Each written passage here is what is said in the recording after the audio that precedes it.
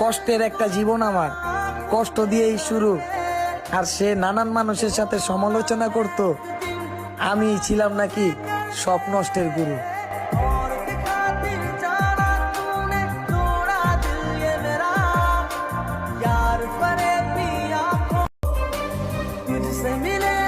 কষ্টের একটা জীবন আমার, কষ্ট দিয়েই শুরু। আর সে নানান মানুষের সাথে সমালোচনা করত, আমি ছিলাম নাকি সব নষ্টের গুরু।